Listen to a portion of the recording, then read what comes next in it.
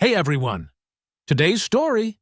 My sister asked her absentee birth father to walk her down the aisle instead of the man who raised her. None of them attended the wedding. Stay tuned to find out why. Don't forget to like and subscribe. 16M, don't even know where to start with the shitstorm that was my sister's, Tiffany, 27F, half-sister actually, wedding this past weekend. I've got to give the background for any of this to make sense. So my mom, Cassidy, 51F, was married to this loser, Jeff, for like 5 years. He was my sister's dad. They got divorced when she was 3. He was in and out of her life until she was 7 when he just disappeared. My mom married my dad, Clark, 58M, when Tiff was 7 also, after 2 years of dating. I came around about 4 years later. I have always kind of looked up to my sister, even though we are not that close really. She was always nice to me, but, I mean, she's 11 years older, so we never really played together and my parents didn't have her watch me very often. I was 7 when she left for college, so like, we're just close-ish, but maybe could be closer if we weren't so far apart age-wise. Now, this is all my mom has told me about Jeff. I guess when they were dating in college, Jeff seemed awesome. Senior year, my mom and Jeff got married in a big wedding paid for by Jeff's dad. My mom says he worked really hard in college, even though he did like to party and really liked to get high back then. Mom was totally in party mode too, so they just worked. It wasn't until they graduated that things changed. Turns out, the only reason Jeff was working so hard was because it was a stipulation of his inheritance. His dad is loaded. Now, while Jeff wasn't getting the money immediately, Jeff's dad made it clear to him and his brothers that a college degree was mandatory to get their trusts, and if they had that and a family, they'd get the money when they turned 30 or 40 or something. So Jeff had the college degree and was married to my mom. My mom said after college he never really tried to get a job. My mom got a good one right away. Jeff bounced in and out of jobs, but mostly just lived off my mom, smoked pot, and was determined to have a kid. A year in, my mom did get pregnant with Tiff. Mom said Jeff turned into pure worthless at this point. My mom got a good promotion at about this time, too. She said it was good she did because, even though Jeff was at home all the time, he couldn't be trusted with Tiff on his own, and she had to pay for daycare. It seemed like Jeff had met his life goal and was just waiting to cash in on his dad's deal. My mom said she tried pressing him to do anything, but he never would. At that point, she had enough and divorced him. Over the next 4 years, he was in and out of her life. He totally sucked as a dad. He would no show when it was time to pick up Tiff, bring her back early. He would not have food at home, or he would ask my mom for money. She would usually give it to him because she didn't want Tiff going without. Like I said, my dad married my mom when Tiff was 7. From all I've ever noticed, my dad and Tiff had a good relationship. My mom always let him be the fun parent with her.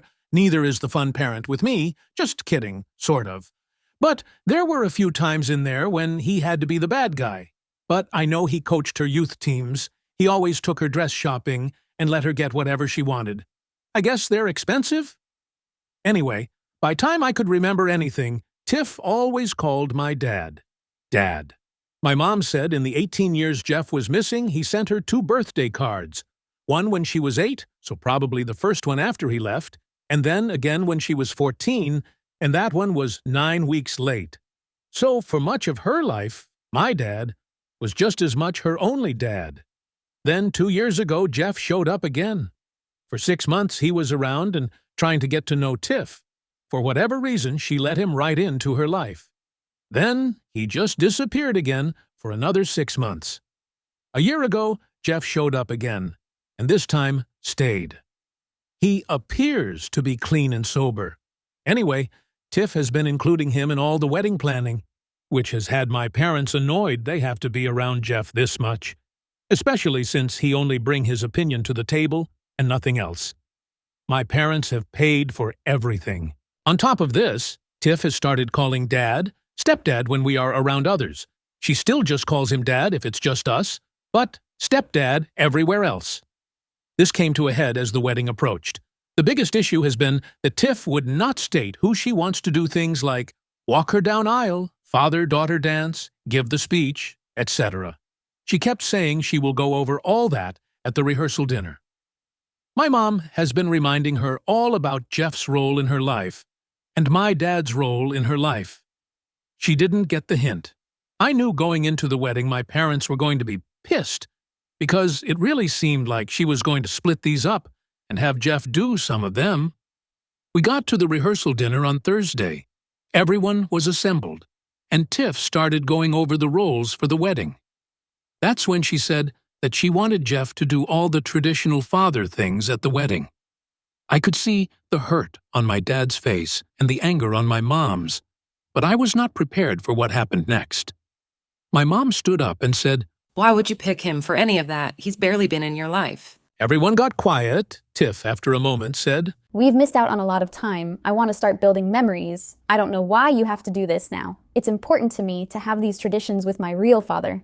That's when the bombshell hit. "Then you should pick Clark because he is your real father." My sister, starting to cry, said, "What are you talking about?"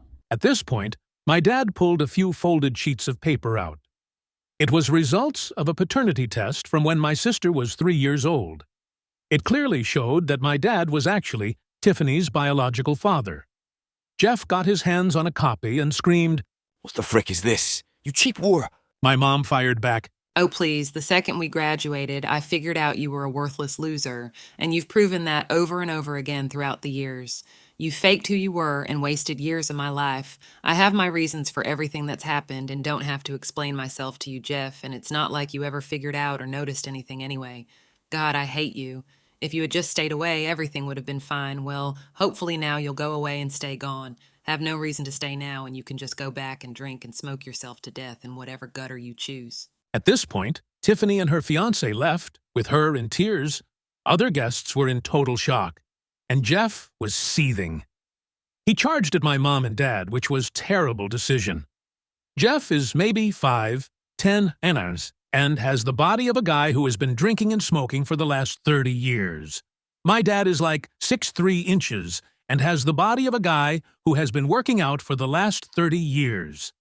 The slap my dad delivered across Jeff's face sounded like a sonic boom and literally took Jeff off his feet. And yes, I said that right. Slap. Jeff just laid there shook and defeated. My dad said, "Don't do that again. I won't be nice next time." At that point, my parents came over and asked me if I minded to ride home with my grandparents. They needed a bit of time to themselves. I said that was fine. I didn't hear anything until the next day. Jeff disappeared again, and no one has seen him since. My parents called me and told me they wouldn't be attending the wedding, but that I should support my sister. They had talked to Tiffany. She was a mess, and asked they not attend at all. My parents said to me that they understood that decision and didn't want to ruin this any further. My parents did not explain any more of the situation to me. The wedding did happen on Saturday. I ended up walking Tiffany down the aisle, and most of the guests still came. The only ones who didn't were the few members of Jeff's family that RSVP'd, and my parents. The ceremony was nice, and all, but you could just tell my sister was sad.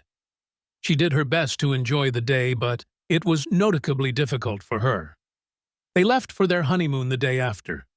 I decided to stay with my grandparents this whole time. Everything was happening.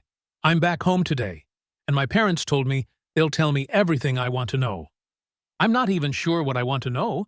This whole thing is just crazy. Hopefully I'll get a shot to update everyone at some point, maybe when Tiff gets back.